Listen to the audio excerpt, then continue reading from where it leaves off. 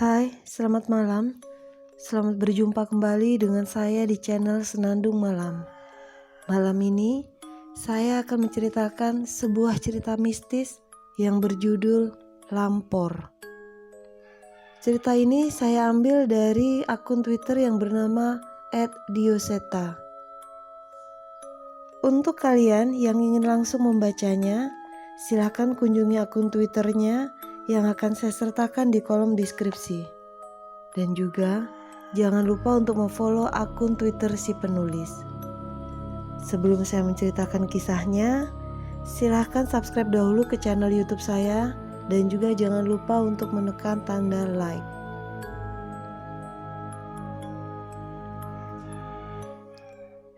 Ibu, itu kenapa ada rame-rame di depan rumah kepala desa? Tanyaku pada ibu saat melewati rumah Pak Kepala Desa sepulang dari pasar. Ibu kurang tahu, Narti. Katanya ada warga desa yang hilang sudah beberapa hari. Jawab ibu padaku. Kami berjalan melewati rumah kepala desa tanpa mencari tahu. Padahal aku benar-benar penasaran dengan apa yang terjadi. Sesampainya di rumah, terlihat bapak juga baru sampai dari menjual hasil kebun di kota sebelah. Bapak sudah sampai? Capek ya? Mau Narti bikinin minum apa? Tanyaku pada bapak. Iya, bikinin kopi hitam aja ya, Nduk. Ini ada oleh-oleh buat kamu, jawab bapak sambil memberikan sebuah kantong kresek dari tangannya. Aku segera ke dalam rumah dan membuat kopi hitam untuk bapak. Dari dapur terdengar suara perbincangan antara bapak dan ibu. Bu, benar Pak Supri hilang? Tanya bapak kepada ibu yang sedang membereskan belanjaannya. Cerita dari warga begitu sih Pak. Bapak kan temennya. Beneran gak tahu Pak dia kemana? Jawab ibu dengan berbalik bertanya. Terakhir ketemu bapak sekitar 3 hari yang lalu. Habis itu bapak udah gak denger kabarnya lagi. Cerita bapak. Aku mengantarkan segelas kopi hitam kepada bapak dan ikut dalam perbincangan mereka. Hari mulai malam. Hari ini aku berjanji untuk mengantarkan baju jahitan ibu ke rumah temannya di ujung desa. Tak seperti biasa. Jalanan di sekitar desa sudah sepi, padahal azan maghrib baru saja berlalu. Hembusan angin dingin yang cukup besar meniup belakang leherku. Rasa menggigil yang tidak biasa kurasakan di seluruh tubuh. Pantas saja warga mengurung diri di rumah, mungkin karena anginnya sedang besar. Aku meneruskan perjalananku hingga sampai ke rumah salah satu pelanggan ibuku. Rumahnya terlihat sepi. Namun, aku tetap berjalan melewati halaman rumahnya dan mulai mengetuk pintu rumahnya, namun tidak ada yang merespon. Dari jendela terlihat ada aktivitas di dalam rumah. Namun, mengapa mereka tidak membukakan pintu? Aku mengetuk lagi lebih keras, namun kali ini dengan teriakan. Permisi, Ibu. Narti mau ngantar jahitan. Kali ini tak menunggu lama, teman ibuku itu membukakan pintu. Ya ampun Narti, kenapa gak besok aja? Sambutnya dengan muka yang terlihat agak pucat. Iya gak apa-apa Bu, besok kan Narti sibuk bantuin bapak lagi, jawabku. Aduh, jangan keluar malam-malam dulu ya Dek Narti. Tadi Pak Kades ngomong. Semalam ada warga yang melihat keranda terbang di sekitar desa, ceritanya kepadaku. Mataku mengerut sedikit, tidak percaya dengan yang kudengar. Keranda terbang, Bu? Serem banget. Kok gak ada yang ngasih tahu ya? Ucapku yang mulai sadar penyebab sepinya desa malam ini. Tadi di rumah Pak Kades pada cerita, makanya ibu gak berani buka pintu tadi. Mungkin kalau nanti memang terbukti ada, Pak Kades baru ngumumin ke warga, lanjutnya. Ya udah Bu, Narti pamit dulu sebelum tambah malam, pamitku pada ibu itu. Ya sudah, hati-hati ya. Cerita dari teman ibu itu cukup membuatku merinding. Hembusan angin dingin yang kurasakan tadi semakin membuatku tak nyaman. Aku berjalan dengan sedikit cepat menuju rumah. Namun, sebelum mencapai persimpangan, samar-samar terlihat bayangan hitam bergerak dari arah jalan itu. Seharusnya bayangan manusia tidak akan sebesar itu. Selangkah demi selangkah, aku tetap mendekat ke persimpangan. Karena memang itu jalan tercepat menuju ke rumahku. Bayangan itu terlihat bergoyang-goyang seperti gerakan pohon besar yang tertiup angin. Aku mencoba mengintip dan mencari tahu sumber dari bayangan itu. Namun, yang kutemukan sungguh mengerikan. Jalanku pulang dihadang oleh sesosok makhluk besar dengan rambut panjang yang acak-acakan. Wajahnya yang menyerupai nenek-nenek berumur ratusan tahun dengan payudara yang menggelambir. Kakiku lemas, tubuhku terjatuh. Seluruh tubuhku merinding melihat makhluk itu. Itu wewe gombel. Aku tahu ciri-ciri makhluk itu. Melihat sebuah pergerakan, makhluk itu menoleh dan mulai menyadari keberadaanku. Perlahan setan itu melangkah dan berjalan ke arahku. Air mata dan keringat menetes di seluruh tubuhku. Namun aku harus segera meninggalkan tempat ini. Aku memaksakan kakiku untuk berdiri dan berlari secepat mungkin ke rumah warga terdekat. "Tolong! Tolong!" teriakku sambil mengetuk pintu. Namun tak ada yang membukakan. Ku coba mengetuk sekali lagi sekeras mungkin. Dan hasilnya sama saja. Bayangan makhluk itu semakin mendekat. Aku memutuskan untuk berlari memutar ke arah rumahku. Sepanjang jalan, angin berhembus kencang. Namun aku berlari dan terus berlari tanpa menoleh ke belakang. Sesampainya di rumah, aku membuka pintu dengan tergesa-gesa hingga terduduk di lantai dengan wajah pucatku. Ibu yang melihatku langsung menghampiriku. "Ya ampun Narti, kamu kenapa?" tanya ibu sambil melap keringat yang bercucuran di wajahku. Itu bu, Narti ngeliat wewe gombel," aku menjawab dengan wajah yang terengah-engah. Ibu membuka pintu dan mengecek kondisi di luar. "Gak ada apa-apa Narti, yang benar kamu?" tanya ibu dengan tidak percaya. Aku tak menjawab, hanya mencoba mengatur nafasku yang kembali pulih. "Ya udah, ibu ambilkan minum ya. Habis itu mandi lagi sana, biar gak ada yang nempel," perintah ibu padaku. Aku meminum secangkir teh hangat dan segera mandi sesuai perintah ibu. Di kamar, aku teringat sebuah kantong kresek hitam yang berisi oleh-oleh dari bapak. Aku segera membukanya. Sebuah selendang cantik berwarna hijau dengan serat yang halus kukeluarkan dari kantong kresek yang sama sekali tidak cocok untuk menjadi tempatnya. Aku keluar kamar bermaksud berterima kasih ke bapak dan menunjukkan kepada ibu. "Bapak, bagus banget selendangnya. Terima kasih banyak ya pak," ucapku pada bapak. "Wah iya bagus, bapak dapat dari mana?" tanya ibu pada bapak yang sedang menyeruput kopi buatan ibu. "Beli sama teman bapak pas ketemu di luar kota kemarin," jawab bapak. Aku mencoba selendang itu, namun entah mengapa ada rasa yang tidak dapat kujelaskan saat menggunakan selendang ini. Hari semakin malam. Setelah kejadian tadi, aku cukup lelah dan mencoba untuk tidur lebih cepat. Dan tanpa sadar, selendang pemberian bapak masih tergenggam di tanganku.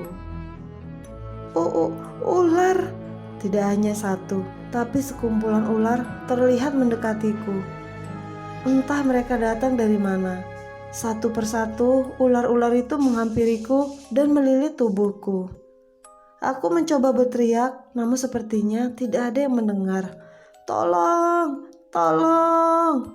Namun, seekor ular mulai menegakkan tubuhnya dan bersiap menyerangku. "Narti, Narti, bangun Narti!" Suara ibu terdengar dan membangunkanku dari mimpi buruk tadi. Aku tak berbicara sama sekali dan hanya memeluk ibu. "Narti mimpi buruk, mau ibu temenin?" ucap ibu padaku. Aku hanya menggelengkan kepala menjawab pertanyaan ibu. "Ya sudah, ambil minum dulu sana, biar gak balik lagi mimpinya," perintah ibu padaku. Ibu melepaskan pelukannya dan membiarkanku berjalan ke dapur. Namun perlahan terdengar suara ketukan di pintu rumah. Karena suaranya pelan, aku tidak menghiraukan dan tetap berjalan ke arah dapur. Lagi pula ini tengah malam. Siapa juga yang ingin bertamu di jam segini, pikirku. Sekali lagi terdengar suara ketukan, namun kali ini terdengar lebih keras seperti seorang yang sedang marah.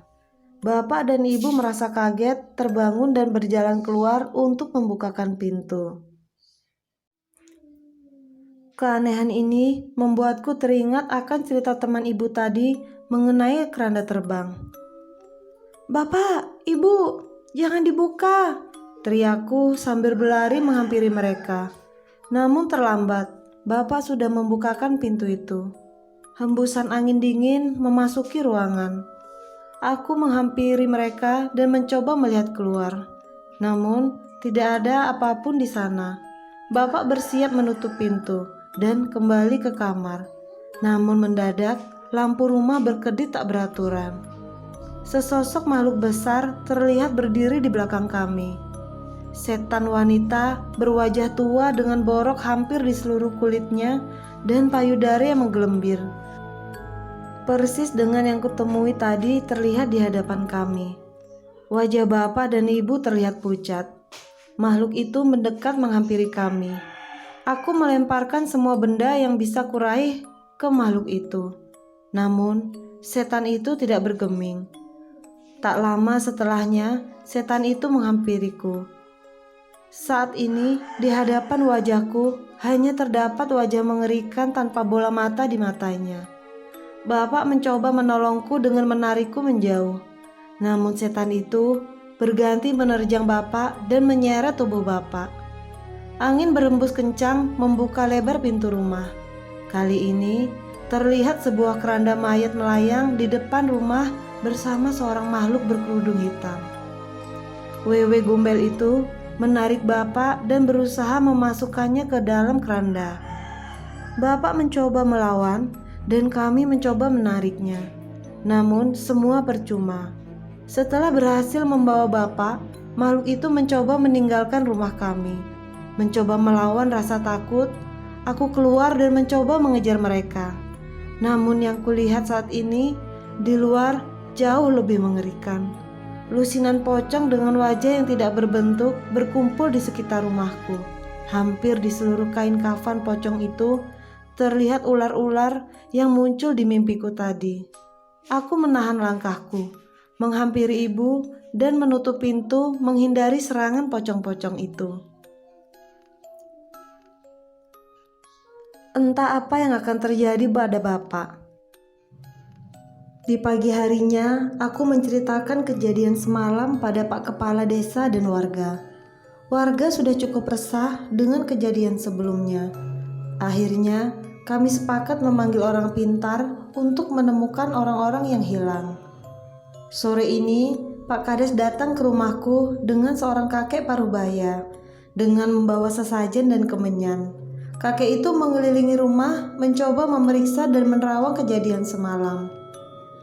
"Selendang hijau itu, dari mana kalian mendapatkan benda itu?" tanya orang pintar itu. Ini bapak yang beli dari temannya," jawabku. Orang itu memperhatikan selendang itu dan membawanya. Ada sesuatu yang tidak wajar dari selendang ini. Malam ini, kumpulkan pemuda desa di tempat ini. Kita hadapi langsung makhluk itu, perintah kakek itu. Warga mengikuti perintah kakek tua itu. Ibu menyediakan tikar dan makanan ringan untuk warga yang menjaga. Menjelang tengah malam, tak ada tanda-tanda makhluk itu akan muncul. "Pak, maaf, kalau banyak orang bukannya mereka nggak akan datang?" tanya seorang pemuda. "Kita bukan menunggu mereka, saya yang akan memanggil mereka," jawabnya. Semenjak tadi, kakek itu sudah bersemedi dengan sesajen dan kemenyan di hadapannya. Kali ini, ia membacakan suatu mantra yang membuat kami merinding mendengarnya.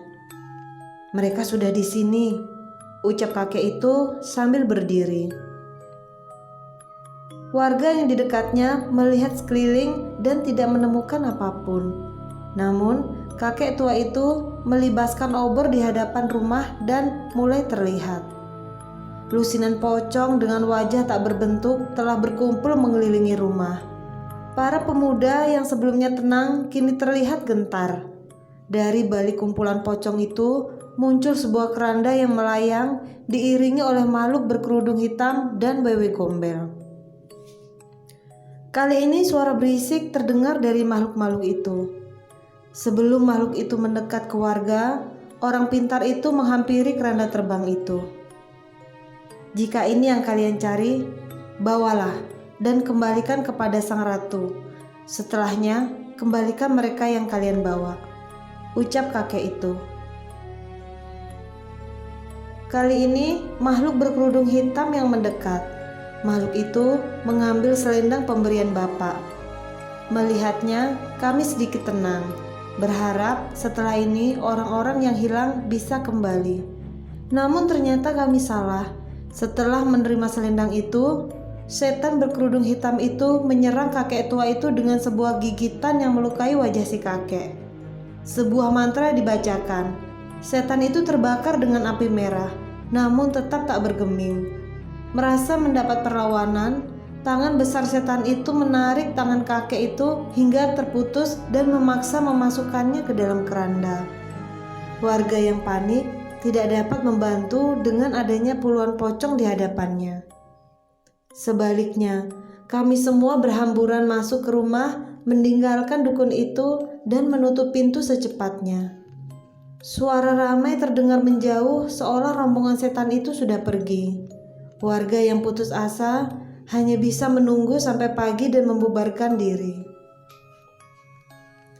Setelah kejadian semalam, keadaan desa semakin mencekam. Setelah azan maghrib, tidak ada warga yang berani keluar rumah. Setiap malam, warga menutup pintu rumah dan tidak akan membuka bila ada ketukan di tengah malam. Pernah ada warga yang membuka pintu karena merasa ada tamu yang butuh bantuan. Namun berakhir tragis. Orang itu meninggal dengan penyakit yang tidak diketahui penyebabnya. Suatu ketika, seorang ustadz kenalan seorang warga sedang mampir ke desa. Ustadz muda itu merasakan ada hal yang aneh di desa ini. Dengan sedikit paksaan, warga menceritakan dengan jujur saat memanggil orang pintar untuk mengusir setan yang meneror desa ini. Akhirnya ia memanggil teman-teman pesantrennya dan mengadakan pengajian setiap malamnya. Awalnya, warga takut untuk mengikuti. Namun melihat semua warga yang ikut pengajian ternyata aman dari serangan makhluk itu, akhirnya seluruh warga ikut bergabung. Di hari ketiga, Bapak ditemukan muncul dari pepohonan di pinggir desa dengan kondisi linglung dan tidak ingat dengan dirinya. Pak Ustadz berpesan agar kami rajin membacakan ayat-ayat suci untuk Bapak untuk menghilangkan pengaruh setan-setan itu dari Bapak. Hingga sekarang, warga lain dan orang pintar yang hilang tidak pernah ditemukan. Namun suasana desa tidak lagi mencekam. Warga sudah berani beraktivitas seperti biasa. Jangan pernah bernegosiasi dengan roh jahat. Kuatkan iman kalian. Manusia adalah makhluk yang paling mulia. Tak sepatutnya kita merendahkan diri di hadapan makhluk-makhluk itu. Pesan dari Pak Ustadz menyadarkan kesalahan kami dengan mengundang dukun yang akhirnya semakin berakibat buruk pada desa kami. Saat berniat meninggalkan desa, Sang Ustadz memerintahkan warga untuk meneruskan pengajian di desa agar tidak ada niat-niat jahat dari setan-setan tersebut untuk menyerang desa kami lagi.